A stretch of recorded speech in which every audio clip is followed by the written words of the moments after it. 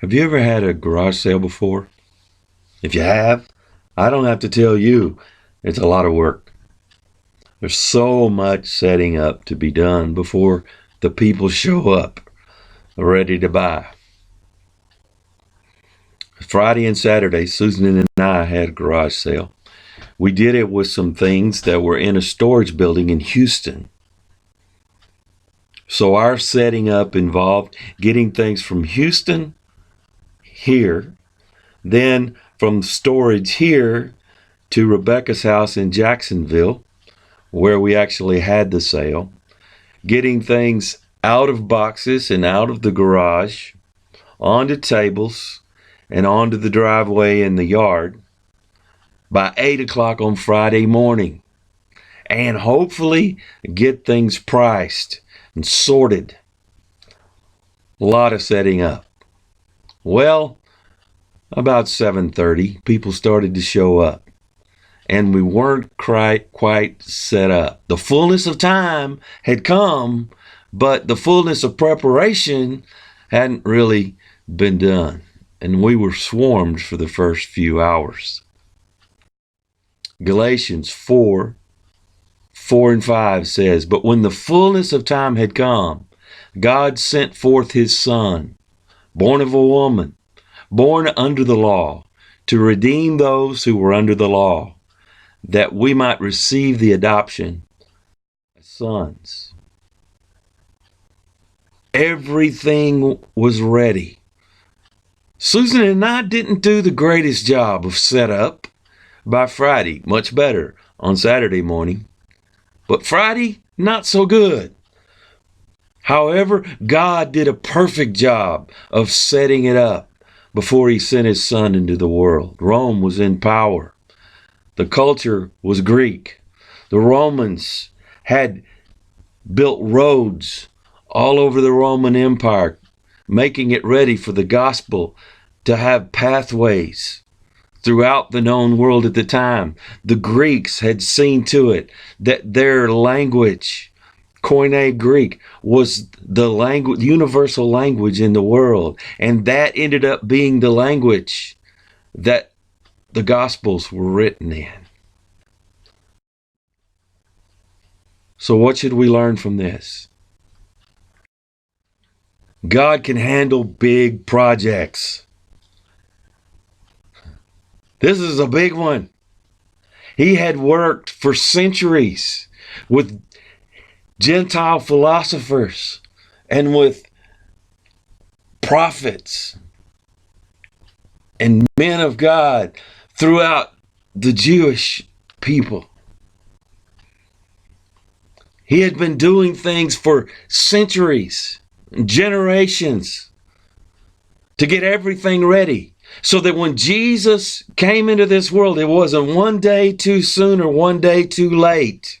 It was exactly when God wanted his Son to enter into this world, to do what he was sent to do. Listen, that is a big project.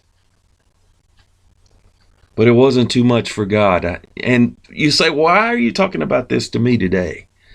Because some of you think you're a big project. Oh, God can help him or her. But I got some real issues. Well, can I tell you that you are not too big a project for God? He can handle you and all the issues that you think you have.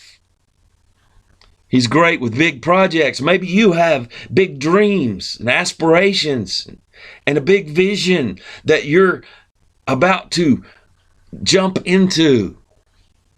Well, don't be afraid, because if he gave it to you and he's there to help you, he can handle your big projects. Second thing it shows us is that Jesus is the answer for everyone. Jesus is the answer. The Word became flesh and dwelt among us. He came and became a man. And he is the answer for the Jew. He is the answer for the Gentile. He is the answer for all men. He is the answer for people in Nigeria, Japan, in Brazil, in Sweden. He is the answer for all men everywhere.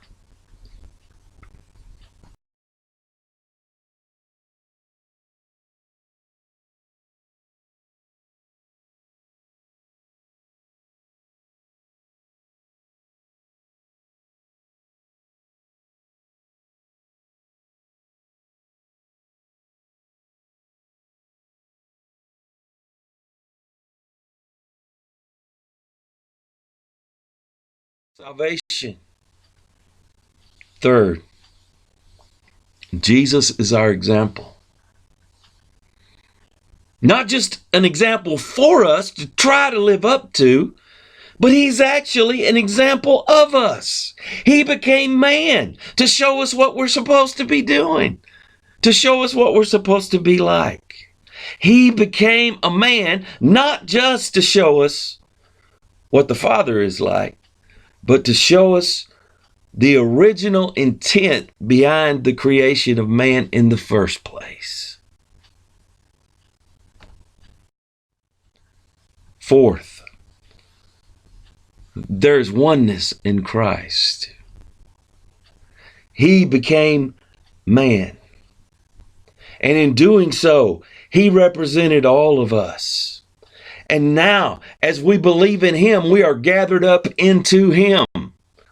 One of the biggest phrases in all of the New Testament is to be in Christ. And if we are in Christ, it says that we have become one spirit with him.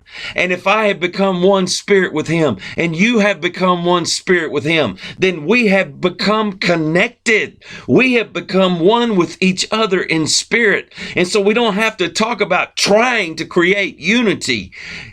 He has created unity. We need to quit starting on the outside and trying to work inward toward it, and instead realize the inner union that is already ours because of fellowship with him. Therefore, Galatians 3:28, there is neither Jew nor Greek, neither slave nor free, neither male nor female, for all are one in Christ Jesus. Ephesians 2:15 says that there's no longer just the Jewish and the Gentile, but in Christ, he has made them one new man. Our oneness is possible. This story is encouraging to us because hope has come. God invaded the ordinary. He didn't come to the most beautiful hotel in the most highly developed city of its day, but he came to ordinary Bethlehem. He didn't even come to Bethlehem's best inn. He actually was born into a common stable. The first people that found out about it were told by angels. They were common, ordinary shepherds. When Gabriel came to initiate this whole plan, he came to ordinary Mary. So whenever you think that you're too ordinary to be used by God, remember the Christmas story. Remember that he takes the ordinary and he brings his extra to give us extraordinary life.